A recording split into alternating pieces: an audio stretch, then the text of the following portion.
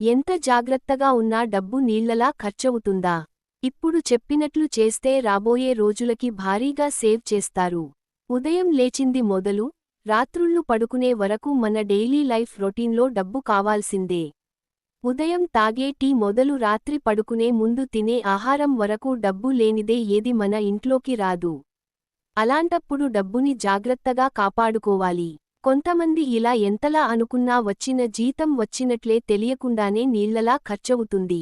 జీతం వచ్చిన 4-5 రోజులకే చేతిలో రూపాయి కూడా ఉండదు. ఇలాంటి సమస్యకి చెక్ పెట్టాలంటే ముందుగా డబ్బుని ఆదా చేయడం తెలిసి ఉండాలి. డబ్బు మనకి నిత్యావసరం. రోజులో చేసే ప్రతి పనికి డబ్బే అవసరమవుతుంది. దీనికోసం నెలంతా కష్టపడతాం. ఓ రోజున జీతం తీసుకుంటాం. అలా వచ్చిన జీతం పట్టుమని 10 రోజులు కూడా ఉండని పరిస్థితి చాలా మంది ఫేస్ చేస్తున్నారు. దీంతో నెల మధ్యలో ఏదైనా అత్యవసరం వచ్చినా, ఏమైనా చిన్న చిన్న అవసరాలకైనా అప్పు చేయాల్సిన పరిస్థితి ఏర్పడింది. అలాంటప్పుడు ఏం చేస్తే మన దగ్గర నిలకడగా డబ్బు ఉంటుంది? అసలు డబ్బు ఖర్చు కాకుండా ఎలా సేవ్ చేయాలి? ఫ్యూచర్లో ఏ ప్రాబ్లం వచ్చినా ధైర్యంగా డబ్బు ఉంది కదా అని గుండె మీద చేయి వేసుకునేలా ఉండేందుకు ఏం చేయాలో తెలుసుకుని తీరాలి. ఎందుకంటే ప్రస్తుత పరిస్థితులు అలానే ఉన్నాయి. అకస్మాత్తుగా లైఫ్లో చాలానే జరిగిపోతున్నాయి.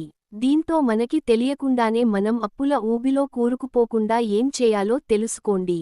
చిన్న మొత్తాలు. అదే విధంగా మనకి కొన్ని కోరికలు ఉంటాయి. అలాంటివాటిని చిన్న చిన్న మొత్తాలుగా తీర్చుకోవచ్చు. ఉదాహరణకి కార్ కొనుక్కోవడం. దీనికోసం ముందుగానే లోన్కి వెళ్లడం కంటే ముందునుంచి కొద్దిగా డబ్బుని సేవ్ చేసి ఆ తర్వాత ఆ డబ్బుతో కార్ కొనడం చేయండి. దీంతో చాలా వరకు మనీని వేస్ట్ చేయకుండా ఉంటాం. డబ్బుని సేవ్ చేసినవారవుతాం. కాబట్టి ఇలా చిన్న చిన్న మొత్తాలుగా డబ్బుని సేవ్ చేసుకుని అది ఫిల్ అయ్యేవరకు అలానే ఉండి ఆ తర్వాత ఆ గోల్ రీచ్ అయితే వచ్చే థ్రిల్ వేరేలా ఉంటుంది. అలా కాకుండా ముందే అనవసరమైనవన్నీ కొని ఎమీ రూపంలో పెట్టేస్తే మీ జీతం డబ్బు మీకు అస్సలు మిగలదని గుర్తుంచుకోండి. బడ్జెట్ అనగానే నెలనెల వేస్తున్నాంగా, అయినా దానిలో లాగా ఖర్చులు అస్సలు ఉండట్లేదు. అవి ఎలా అయిపోతున్నాయో కూడా తెలియదు అంటారు.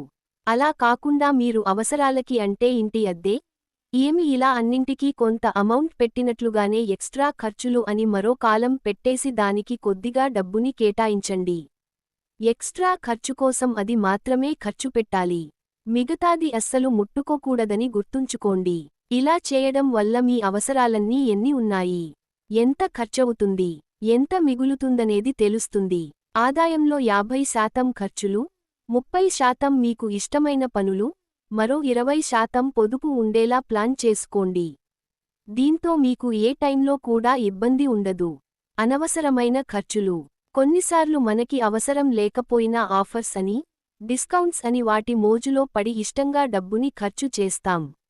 ఇది మొదట్లో సాధారణంగానే అనిపించినప్పటికీ మనకి తెలియకుండానే బోలెడు ఖర్చు పెట్టేస్తాం. ఎందుకంటే అవసరం లేనివి ఎంత తక్కువకి ఇచ్చినా తీసుకోవడం వృథానే కదా. ఏదైనా కొనాలి అనిపించినప్పుడు వెంటనే వెళ్ళి కొనకుండా కనీసం ఓ రోజు టైం పెట్టుకోండి. దీంతో మీకు ఆ టైంలోపు అసలు ఎందుకు కొనాలి, అది నిజంగానే మీకు అవసరమా, మీకు అవసరం కంటే ఎక్కువ ఇష్టంతో కొంటున్నారా అనేది తెలుస్తుంది. దీంతో ఆ వస్తువుని కొనరు. అనవసరమైన ఖర్చుల వల్ల మీపై ఇబ్బంది మాత్రమే కాదు, ఇంట్లోనూ గొడవలు జరుగుతాయని గుర్తుంచుకోండి. పొదుపు ఖచ్చితంగా. పొదుపు చేయడమంటే ఇంట్లో ఓ గల్లాపెట్టే పెట్టి అందులో పెట్టడం కాదు. ఇలా చేస్తే అవసరమున్నప్పుడు మనం దాన్నుంచి తీసేస్తాం. అలా కాకుండా ఓ అకౌంట్ తీయడం, ఫండ్స్ పెట్టుకుని నెలనెలా మన జీతం నుంచే ఆటోమేటిక్గా కట్ అయ్యే విధంగా సెట్ చేసుకోండి. దీనివల్ల మీకు తెలియకుండానే చిన్న మొత్తం కాస్తా కొన్ని రోజులకి పెద్ద మొత్తంగా మారి మీకు చాలా అవసరాలకి ఉపయోగపడుతుంది. ఖచ్చితంగా ఇలా నెలనెలా ఎమీలానే ఆటో డెబిట్ చేసుకునేలా చూడండి. దీంతో మీకు మంచి అమౌంట్ అందుతుంది. పార్ట్ టైం చేయడం, ఏదైనా నేర్చుకోవడం. అదే విధంగా ఎంతసేపు మీకు ఉన్న పనిమీదే కాకుండా కాస్తా టైంని మరో చిన్న పార్ట్ టైంకి కేటాయించడం, లేదా వేరే పనేదైనా చేయండి. దీంతో చాలా వరకు మీకు ఓ పని వచ్చినట్టుగా ఉంటుంది. మీరు ఫ్యూచర్ గురించి టెన్షన్ పడకుండా ఉంటుంది. ఏ కెరియర్ అయినా ఈజీగా అందులోకి వెళ్ళిపోగలరు.